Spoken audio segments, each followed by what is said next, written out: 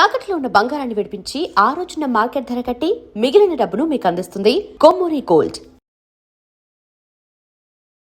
బాలకృష్ణ గారి విషయానికి వస్తే మీరు చాలా సినిమాలు చేశారు బాలకృష్ణ గారితో. అయితే నాకు మీ ఇంటర్వ్యూకి ముందు ప్రిపేర్ అయ్యేటప్పుడు చూస్తే ఒక చిన్న డౌట్ వచ్చింది. బాలకృష్ణ గారితో మీరు అసోసియేట్ అయిన ఫస్ట్ 2 సినిమాలు ఫ్లాప్. హ్మ్. హ్మ్. హ్మ్. కానీ మీరు తర్వాత చాలా పెద్ద హిట్లు ఇచ్చారు. యెస్. ఆహ్, అలాగే ఆ ట్రావెల్ కొనసాగింది.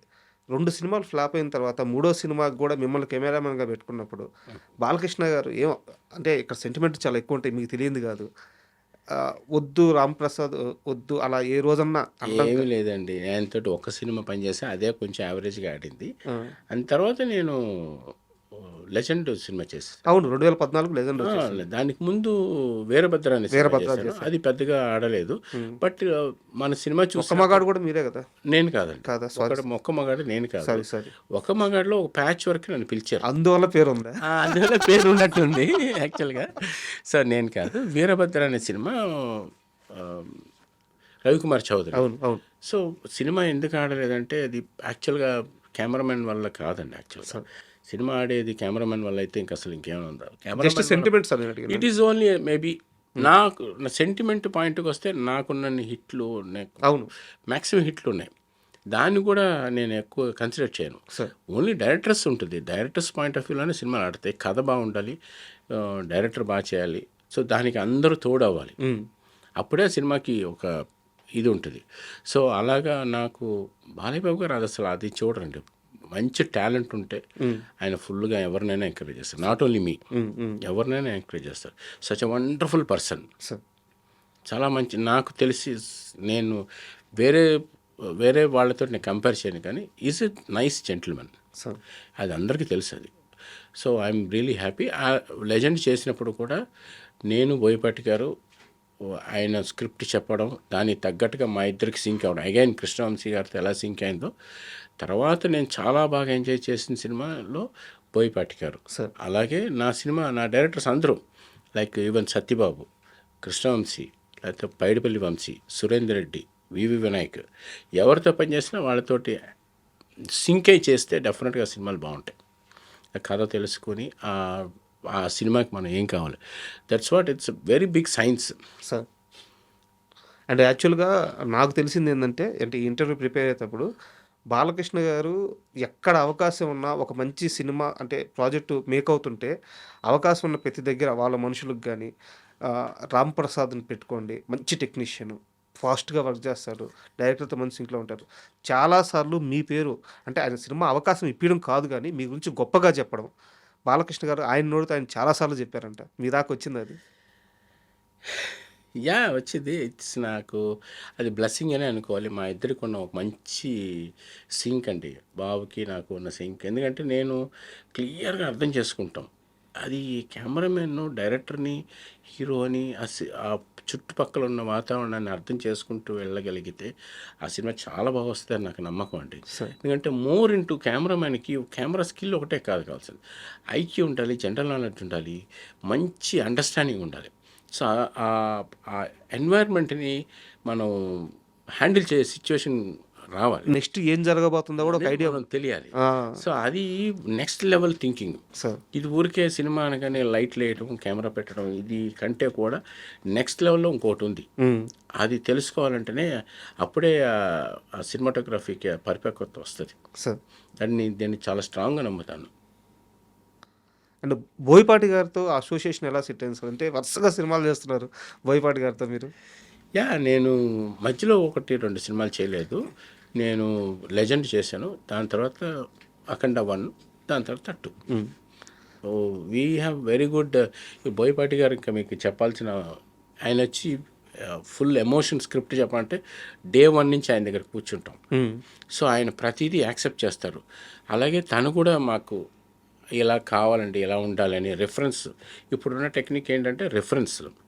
సో వాళ్ళకి ఏమేమి సీన్స్ ఎలా ఉండాలని మాకు రిఫరెన్స్లు చూపిస్తూ ఉంటారు.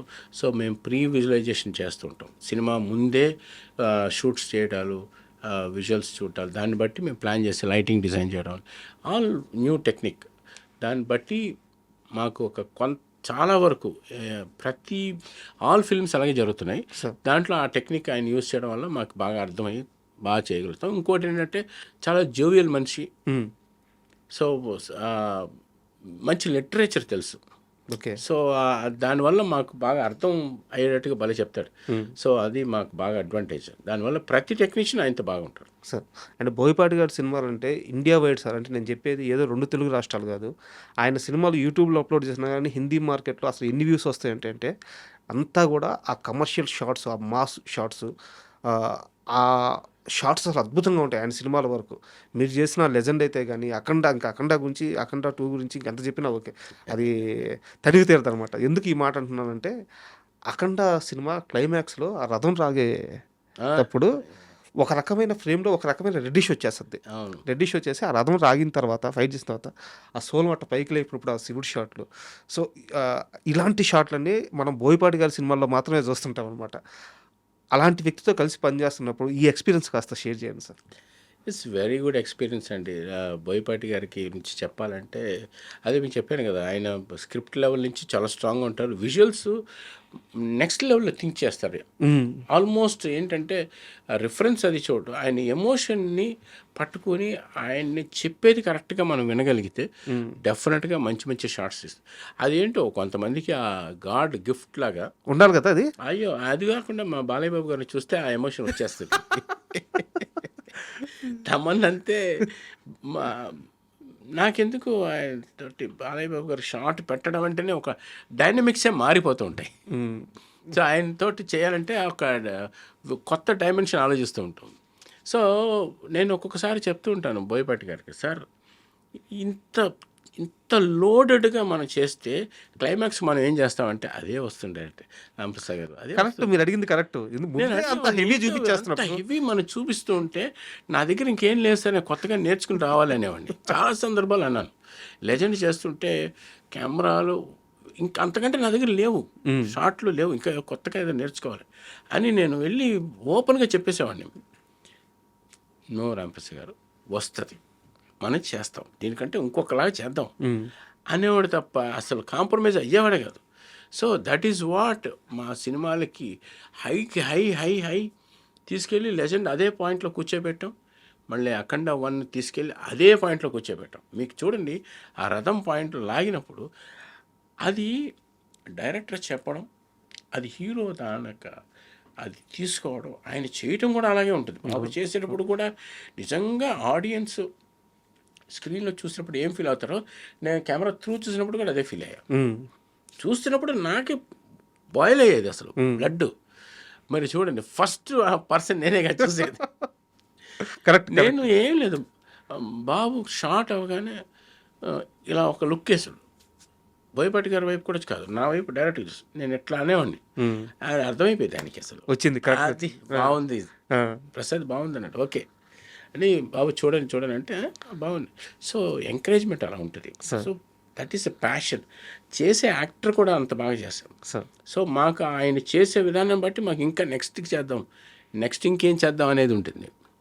So I think you know that. Yes sir. లెజెండ్లో ఆ క్లాక్ టవర్ దగ్గర కుర్చీ వేసుకొని కూర్చుంటారు బాలకృష్ణ గారు.